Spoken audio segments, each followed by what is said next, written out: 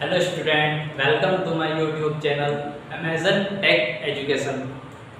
Student, कल के lecture में हमने डिस्कस किया था डीसी मशीन की कंस्ट्रक्शन, यानी डीसी मशीन के कौन कौन से पार्ट किस किस प्रकार से कार्य करते हैं। ठीक है स्टूडेंट, तो आज जैसे कि सभी को पता होगा कि आज हमारा जो मशीन का जो पार्ट है या मशीन का जो कार्य है उसके बारे में बात करते हैं स्टूडेंट की मशीन किस प्रकार से कार्य करती है या working principle of DC generator या डीसी मोटर। तो स्टूडेंट, डीसी मोटर या डीसी जनरेटर के वर्किंग प्रिंसिपल से पहले हमें पता होना चाहिए स्टूडेंट कि फैराडे के इलेक्ट्रोमैग्नेटिक इंडक्शन लॉ क्या होता है। क्योंकि स्टूडेंट आप सभी को पता है कि जितनी भी हमारी मशीन्स होती है, चाहे वो डीसी मशीन हो या एसी मशीन हो या ट्रांसफार्मर हो या फिर कोई अन्य डिवाइस हो, कहीं ना कहीं हमारा फैराडे का इलेक्ट्रोमैग्नेटिक इंडक्शन लॉ पर रिलेट करती है, या कहीं ना कहीं इन सब मशीन में फैराडे के इलेक्ट्रोमैग्नेटिक इंडक्शन लॉ का काफ़ी ज़्यादा यूज़ है। तो स्टूडेंट, अगर बात करें डीसी मशीन की या डीसी जनरेटर या मोटर की, तो उनमें ईएमएफ इक्वेशन पढ़ने से पहले हम सभी को एक तरह से फैराडे के इलेक्ट्रोमैग्नेटिक इंडक्शन लॉ जरूर पढ़ने चाहिए। तो आज का जो टॉपिक है स्टूडेंट हमारा वो फैराडे के इलेक्ट्रोमैग्नेटिक इंडक्शन लॉ है, यानी कि फैराडे ने ऐसी क्या बातें बताई जो हमारी डीसी मशीन या एसी मशीन या डीसी जनरेटर या मोटर इन सभी में फैराडे के इलेक्ट्रोमैग्नेटिक इंडक्शन लॉ का यूज़ किया गया है। तो स्टूडेंट, बात करते हैं आज फैराडे के इलेक्ट्रोमैग्नेटिक इंडक्शन लॉ कि फैराडे के इलेक्ट्रोमैग्नेटिक इंडक्शन लॉ होते क्या है स्टूडेंट। जैसा कि आप देख रहे हैं कि फैराडे के इलेक्ट्रोमैग्नेटिक इंडक्शन लॉ। तो स्टूडेंट, फैराडे के इलेक्ट्रोमैग्नेटिक इंडक्शन लॉ से पहले हमें पता होना चाहिए कि इलेक्ट्रोमैग्नेटिक होता क्या है स्टूडेंट, यानी इलेक्ट्रोमैग्नेटिक। क्योंकि स्टूडेंट आपको दिख रहा होगा कि जो इलेक्ट्रोमैग्नेटिक है जो दो वर्ड से बना है स्टूडेंट, यानी इलेक्ट्रो या इलेक्ट्रॉन्स या करंट। ठीक है स्टूडेंट, दूसरा मैग्नेट यानी परमानेंट मैग्नेट या इलेक्ट्रोमैग्नेट। तो इलेक्ट्रोमैग्नेटिक का अर्थ होता है स्टूडेंट कि इलेक्ट्रोमैग्नेटिक एक प्रवृत्ति होती है स्टूडेंट जिससे हम परमानेंट मैग्नेट या इलेक्ट्रोमैग्नेट के मैग्नेटिक फील्ड से ईएमएफ प्राप्त करते हैं या इलेक्ट्रिक करंट को प्राप्त करते हैं। तो स्टूडेंट, इलेक्ट्रोमैग्नेट क्या होता है स्टूडेंट, या इलेक्ट्रोमैग्नेटिक क्या होता है स्टूडेंट, एक तरह से मैग्नेटिक फील्ड से ईएमएफ प्राप्त करने की प्रवृत्ति इलेक्ट्रोमैग्नेटिक कहलाता है। ठीक है स्टूडेंट, तो बात करते हैं फैराडे के इलेक्ट्रोमैग्नेटिक इंडक्शन। तो स्टूडेंट, बात करते हैं फैराडे के इलेक्ट्रोमैग्नेटिक इंडक्शन लॉ। जैसे जो हमारे फैराडे एक साइंटिस्ट थे स्टूडेंट, जिन्होंने सन 1821 में हमें अपने कुछ रूल्स या कुछ लॉ दिए स्टूडेंट, जिसके अकॉर्डिंग कोई किसी कंडक्टिंग वायर के अक्रॉस मैग्नेटिक फील्ड से एक ईएमएफ प्राप्त करने की प्राप्ति एक तरह से फैराडे ने हमें प्रदान की। यानी स्टूडेंट, जितनी भी हमारी आज मशीन्स चल रही है, जितने डीसी मशीन, एसी मशीन और हमारे जितने भी कुछ मशीनें या डिवाइस चल रहे हैं स्टूडेंट, उन सभी में कहीं ना कहीं फैराडे के इलेक्ट्रोमैग्नेटिक इंडक्शन लॉ का काफ़ी ज़्यादा यूज़ किया गया है स्टूडेंट। तो सन 1821 की बात है स्टूडेंट, जिसमें फैराडे ने एक प्रोजेक्ट तैयार किया जिसमें उन्होंने एक परमानेंट मैग्नेट लेकर उसके बीच कहीं ना कहीं एक कोयल या कंडक्टिंग वायर को मूव कराया स्टूडेंट। यानी फैराडे ने बताया कि यदि किसी परमानेंट मैग्नेट के मैग्नेटिक फील्ड में हम किसी कंडक्टिंग वायर के कोयल को मूव कराते हैं या उनके बीच कोई ना कोई रिलेटिव मोशन रखते हैं, तो उस कोयल के अक्रॉस कहीं ना कहीं ईएमएफ की प्राप्ति की जा सकती है। तो ये बातें जो थी स्टूडेंट वो फैराडे ने सन 1821 में डिस्कवर की थी। यानी सन 1821 में उन्होंने ये बातें बता दी थी कि यदि किसी परमानेंट मैग्नेट के मैग्नेटिक फील्ड में कोई कॉइल्स को मूव कराया जाता है या उन दोनों के बीच कोई रिलेटिव मोशन रखा जाता है तो कहीं ना कहीं उस कॉइल्स के अक्रॉस एक ईएमएफ की प्राप्ति हो सकती है। तो स्टूडेंट बात करते हैं फैराडे के इलेक्ट्रोमैग्नेटिक इंडक्शन लॉ की। तो उनका प्रैक्टिकल स्टूडेंट कुछ इस प्रकार था, यानी उन्होंने एक कॉइल का यूज किया जिसमें उन्होंने एक गैल्वेनोमीटर को लगाया, क्योंकि स्टूडेंट आपको पता होगा कि गैल्वेनोमीटर एक तरह से करंट डिटेक्टर होता है, यानी अगर हमारे सर्किट में करंट फ्लो होती है स्टूडेंट तो वो इंडिकेट कर देगा। ठीक है स्टूडेंट। तो जो फैराडे का नियम था स्टूडेंट, उसने बताया कि यदि कोई कॉइल और उसके पास एक परमानेंट मैग्नेट रखकर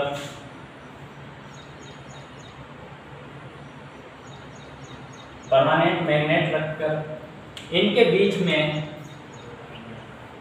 इस मैग्नेट और कॉइल के बीच में आपस में कोई रिलेटिव मोशन हो,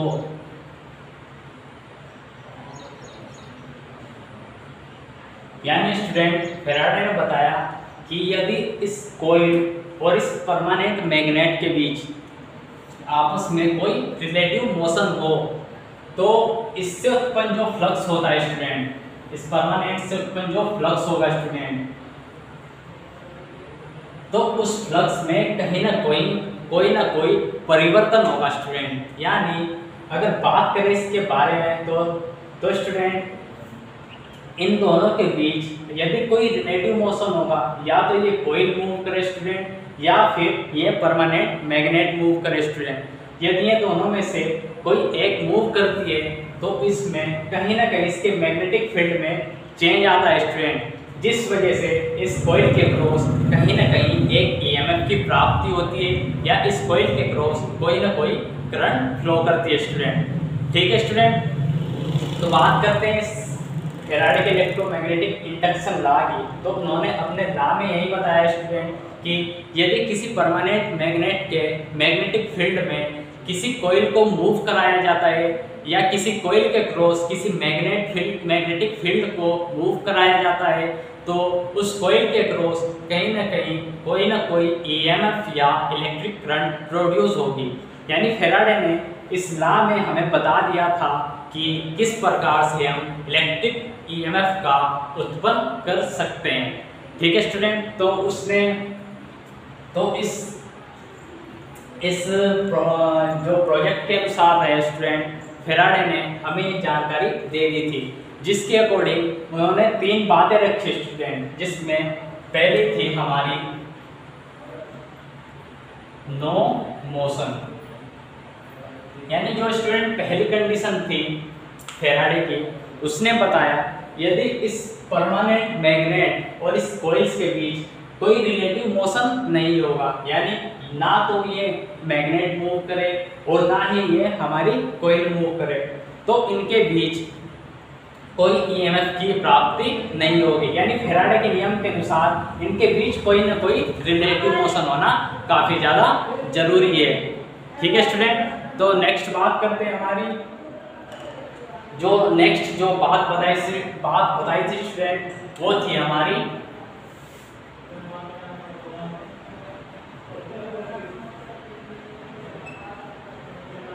इफ कॉइल मूव।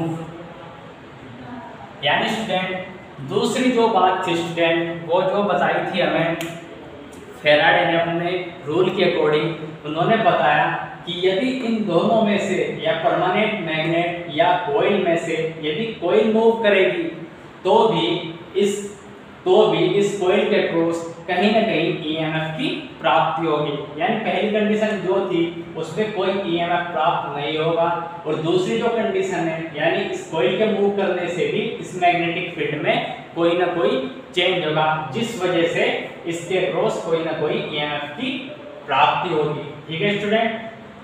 तीसरी जो कंडीशन थी स्टूडेंट, वो थी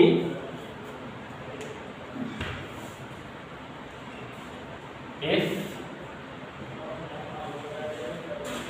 मैग्नेट मूव। यानी स्टूडेंट तीसरी जो कंडीशन थी वो फैराडे ने बताई थी कि इन दोनों में से या जो कॉइल थी हमारी या मैग्नेट थी, यदि इन दोनों में से मैग्नेट मूव करती है तो भी कहीं ना कहीं फ्लक्स में परिवर्तन होता है, जिस वजह से हमें ईएमएफ की प्राप्ति या इलेक्ट्रिक करंट की प्राप्ति होती है स्टूडेंट। आज का जो टाइम चल रहा है स्टूडेंट, जितनी भी हमारी मशीन्स है, डीसी मशीन्स, एसी मशीन्स, वो सभी जनरली फेराडे के इलेक्ट्रोमैग्नेटिक इंडक्शन लॉ पर आधारित है, या फेराडे के इलेक्ट्रोमैग्नेटिक इंडक्शन लॉ के अकॉर्डिंग वो हमें ईएमएफ की प्राप्ति कराती है, या ईएमएफ की प्राप्ति अपने अनुसार प्रोड्यूस करती है। ठीक है स्टूडेंट। तो सन 1821 की अगर बात करें तो जो जितने भी हमारे डायनामो थे वो सभी सन 1821 के बाद उत्पन्न हुए, या उन्हें बनाया गया फेराडे के लॉ के अनुसार। यानी फेराडे ने उस टाइम पर हमें एक तरह से इलेक्ट्रिक एनर्जी प्रोड्यूस करने वाली मशीन को बनाने के लिए अपने रूल दे दिए थे। तो जो पहला जो वो था स्टूडेंट, बात करें डीसी मोटर की, कुछ इस प्रकार से देखा जा सकता है स्टूडेंट। जैसे उन्होंने किया क्या स्टूडेंट, एक परमानेंट मैग्नेट लिया, परमानेंट मैग्नेट, अगले स्टूडेंट ये क्या है हमारा एन, और ये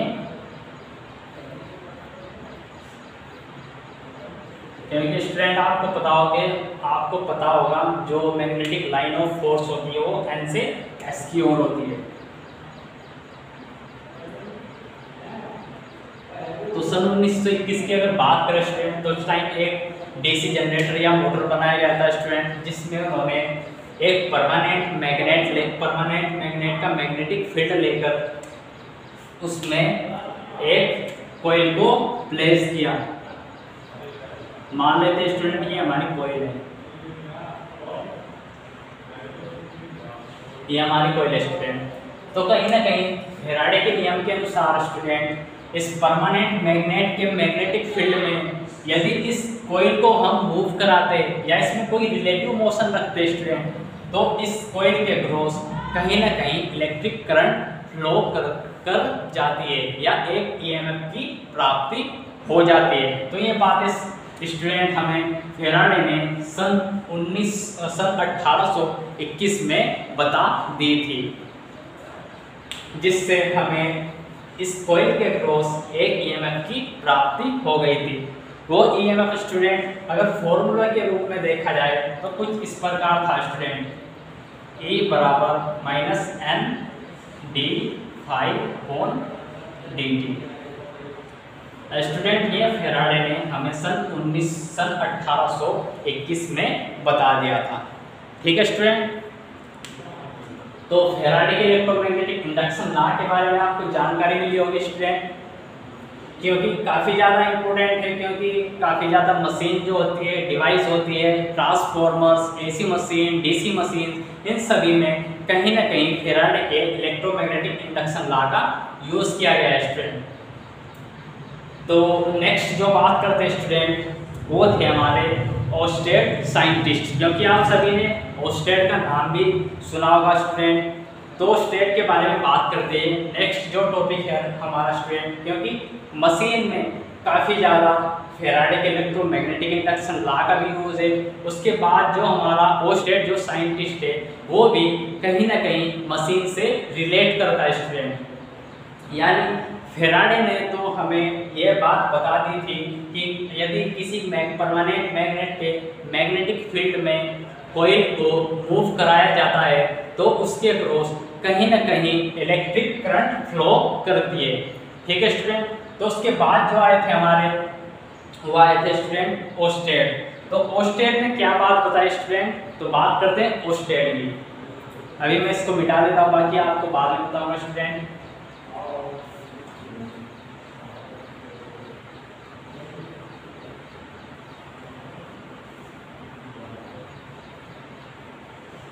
जो नेक्स्ट जो साइंटिस्ट थे हमारे ओस्टेड, वो कौन थे स्टूडेंट,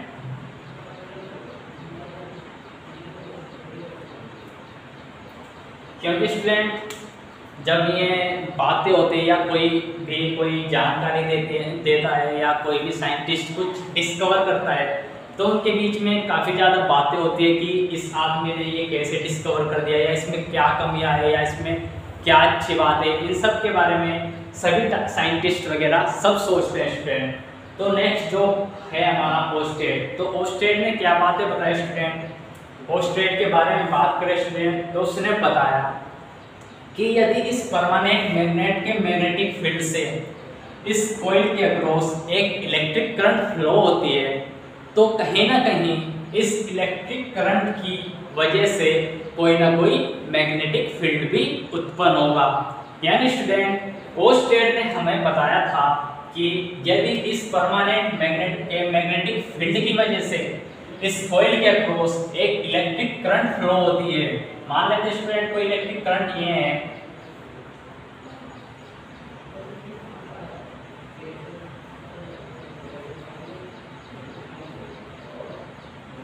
मान लेते स्टूडेंट इस ये कोई बैटरी या सोर्स है, क्योंकि स्टूडेंट ओस्टेड ने बताया कि यदि किसी परमानेंट मैग्नेट के मैग्नेटिक फील्ड की वजह से किसी कॉइल के क्रॉस कोई ईएमएफ या करंट फ्लो करती है, तो उस करंट की वजह से कोई ना कोई मैग्नेटिक फील्ड होगा। यानी उसने साफ साफ शब्दों में हमें ये बात बताई थी स्टूडेंट। ये भी सन 1821 के बाद की बात है स्टूडेंट। उन्होंने बताया कि यदि किसी परमानेंट मैग्नेट के फील्ड की वजह से किसी कॉइल के क्रॉस इलेक्ट्रिक करंट फ्लो करते हैं या इलेक्ट्रिक ईएमएफ उत्पन्न होता है, तो उस ईएमएफ या इलेक्ट्रिक करंट की वजह से कोई ना कोई मैग्नेटिक फील्ड होगा। यानी उनके ओस्टेड के अनुसार कहीं ना कहीं उन्होंने बताया यदि किसी इलेक्ट्रिक सर्किट में इलेक्ट्रिक करंट को फ्लो करते हैं, तो उस इलेक्ट्रिक करंट की वजह से कोई ना कोई मैग्नेटिक फील्ड उत्पन्न होगा। यानी स्टूडेंट उन्होंने अपने एक्सपेरिमेंट में कुछ ऐसा किया कि एक इलेक्ट्रिक सर्किट लेकर या एक बैटरी वाला सोर्स लेकर उन्होंने उसके पास एक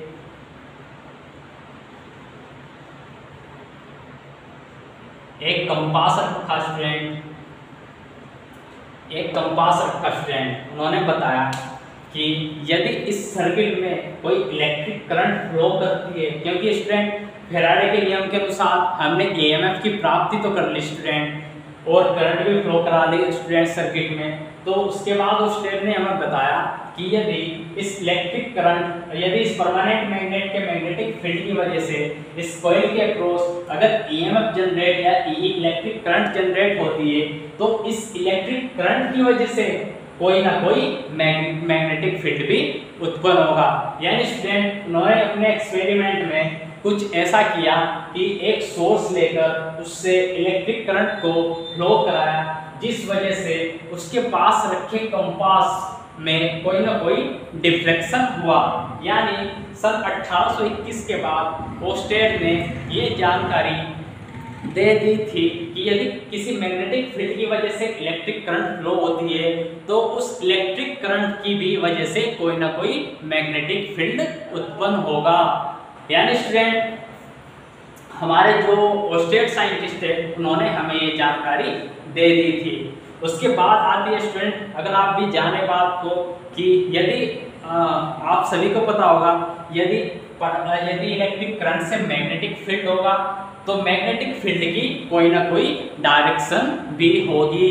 क्योंकि ये सभी के दिमाग में आना चाहिए स्टूडेंट कि कहीं ना कहीं यदि इलेक्ट्रिक करंट की वजह से मैग्नेटिक फील्ड बनता है, तो मैग्नेटिक फील्ड की कोई ना कोई डायरेक्शन भी होगी। तो स्टूडेंट जैसे कि बात करते हैं मैग्नेटिक फील्ड के डायरेक्शन की, तो उसके बाद ओस्टेड के बाद एक साइंटिस्ट जो आए स्टूडेंट, वो थे मैक्सवेल, जिन्होंने हमें क्या बताया स्टूडेंट कि यदि इस मैग्नेटिक फील्ड की डायरेक्शन के कुछ रूल्स दिए, जिसे हम मैक्सवेल का राइट हैंड थंब रूल कहते हैं। यानी स्टूडेंट आपने देखा होगा कि मैक्सवेल यानी साइंटिस्ट के बाद कौन से साइंटिस्ट है स्टूडेंट हमारे? मैक्सवेल।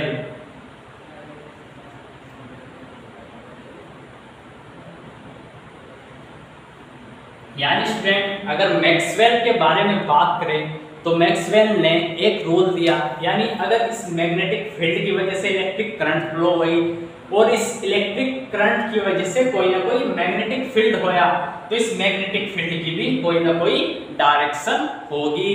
यानी स्टूडेंट मैक्सवेल ने हमें इस मैग्नेटिक फील्ड की डायरेक्शन के बारे में एक रूल दिया, जिसे हम मैक्सवेल का राइट हैंड थंब रूल के नाम से जानते हैं। तो स्टूडेंट जानते हैं मैक्सवेल का राइट हैंड थंब रूल क्या होता है। तो स्टूडेंट मैक्सवेल का राइट हैंड थंब रूल क्या है स्टूडेंट, कि जैसे कोई हमारा करंट कैरिंग कंडक्टर है,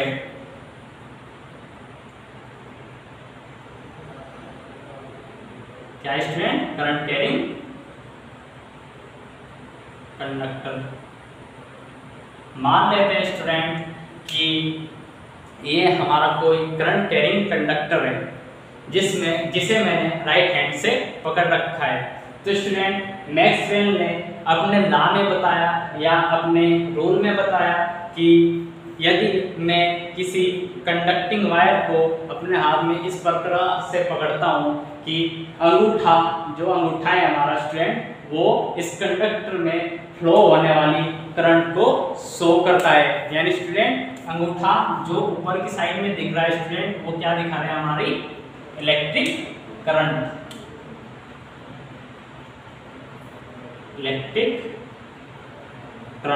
तो स्टूडेंट मैक्सवेल ने बताया कि यदि किसी कंडक्टर में करंट इस प्रकार से, किसी कंडक्टिंग वायर को इस प्रकार से पकड़ रखा है कि इसमें जो हमारा अंगूठा है स्टूडेंट, अंगूठा वो हमारा क्या शो कर रहा है स्टूडेंट, इस कंडक्टिंग वायर में फ्लो होने वाली करंट को।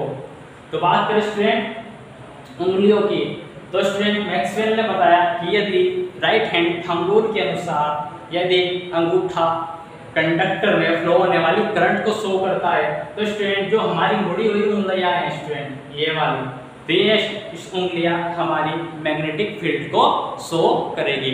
तो स्टूडेंट उसके बाद मैक्सवेल ने हमें बता दिया था कि जो ईएमएफ जनरेट हुआ या ईएमएफ की वजह से कोई इलेक्ट्रिक करंट फ्लो हुई, तो इस इलेक्ट्रिक करंट की वजह से कोई मैग्नेटिक फील्ड फ्लो उत्पन्न हुआ, तो उस मैग्नेटिक फील्ड की डायरेक्शन किस रूल से ज्ञात कर सकते हैं। तो स्टूडेंट वो क्या है हमारा, वो क्या है स्टूडेंट, हमारा मैक्सवेल का राइट हैंड थंब रूल।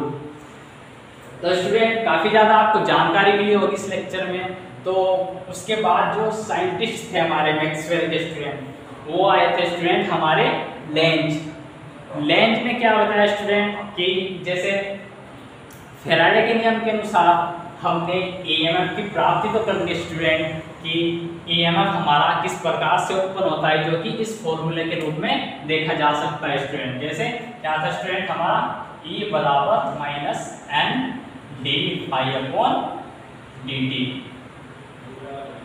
ये फॉर्मूला था स्टूडेंट जो फैराडे ने हमें बताया था कि फैराडे ने बताया था स्टूडेंट कि यदि किसी परमानेंट मैग्नेट के मैग्नेटिक फील्ड में किसी कॉइल को मूव कराया जाता है स्टूडेंट, तो उसमें कहीं ना कहीं एक ईएमएफ की प्राप्ति होती है, जो इस फॉर्मूला के रूप में देखा जा सकता है स्टूडेंट। जिसमें उसके बाद हमारा ओस्टेड आया स्टूडेंट। ओस्टेड ने बताया कि यदि इस परमानेंट मैग्नेट के मैग्नेटिक फील्ड में यदि कोई मूव करती है तो ईएमएफ बनता है, तो उसकी वजह से कोई इलेक्ट्रिक करंट फ्लो होती है, तो उस इलेक्ट्रिक करंट की फ्लो होने से कोई ना कोई मैग्नेटिक फील्ड भी बनेगा। ठीक है स्टूडेंट, तो ये बात बताई हमें ओस्टेड ने, लेकिन उसके बाद उस मैग्नेटिक फील्ड की हमें कोई डायरेक्शन के बारे में नहीं पता था। ठीक है स्टूडेंट, तो उसके बाद में हमारे आते हैं स्टूडेंट मैक्सवेल साइंटिस्ट, यानी मैक्सवेल ने हमें बताया कि जो मैग्नेटिक फील्ड उत्पन्न हुआ उस इलेक्ट्रिक करंट की वजह से उसकी डायरेक्शन क्या होगी। तो स्टूडेंट मैक्सवेल ने हमें फिर एक रूल दिया जिसे हम मैक्सवेल का राइट हैंड थंब रूल के नाम से जानते हैं स्टूडेंट। तो उसके बाद आते हैं हमारे लेंज, यानी लेंज वो साइंटिस्ट थे स्टूडेंट जिसने हमें बताया कि ये जो ईएमएफ की प्राप्ति हुई हमें स्टूडेंट, वो एक प्रकार से विरोधी टाइप का ईएमएफ होगा। यानी स्टूडेंट उसने बताया कि यदि ये ईएमएफ जो उत्पन्न हुआ फैराडे के नियम के अनुसार, ये कहीं ना कहीं उस कारण का विरोध करेगा जिस कारण से ये उत्पन्न हुआ। यानी लेंज के अनुसार यदि, क्योंकि स्टूडेंट आपको पता होगा कि कहीं ना कहीं ये मैग्नेटिक फील्ड में चेंज होने से उत्पन्न हुआ। तो स्टूडेंट लेंज के अनुसार लेंज ने बताया कि यदि कि उत्पन्न या प्रेरित विद्युत वाहक बल या प्रेरित ईएमएफ या इंड्यूस ईएमएफ कहीं ना कहीं उस कारण का विरोध करता है जिस वजह से वह उत्पन्न हुआ। यानी या तो वो मैग्नेटिक फील्ड के चेंज होने से उत्पन्न हुआ या कहीं ना कहीं रिलेटिव मोशन की वजह से चेंज हुआ। तो लेंज ने हमें इस फॉर्मूले में कहीं ना कहीं निगेटिव साइन दिया था। यानी स्टूडेंट लेंज ने हमें बताया कि ये जो ईएमएफ की प्राप्ति हुई ये कहीं ना कहीं विरोधी टाइप की होगी। तो स्टूडेंट आज के लिए बस इतना ही स्टूडेंट, तो बाकी बात करते हैं नेक्स्ट लेक्चर में। तो स्टूडेंट सभी से रिक्वेस्ट है प्लीज़ चैनल को लाइक करें, सब्सक्राइब करें और शेयर करें। Thank you student.